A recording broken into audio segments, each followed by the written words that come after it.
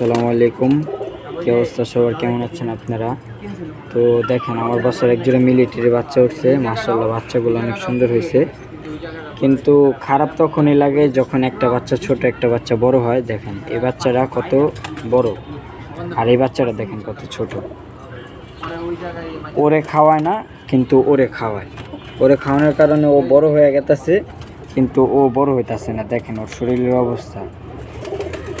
বাপ মা খাওয়াইলে শরীরে একটা ভিটামিন বা এনার্জি পায়, আর হাত দা খাওয়াই দিলে তো অত একটা ভিটামিন পাবে না। হাত দা খাওয়াইতেছি এখন, কিন্তু বাচ্চা ডাল্লাই জানে বাঁচবে কি না।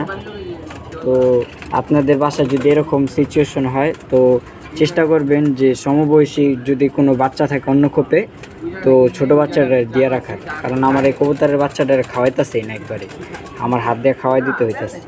দেখেন বাচ্চাটার অবস্থা কি, আর এই বাচ্চাটা দেখেন। সবাই চেষ্টা করবেন যে বাচ্চা চেলে দেওয়ার, যে না খাওয়াইলে। সবাই ভালো থাকবেন, সুস্থ থাকবেন। আসসালামু আলাইকুম।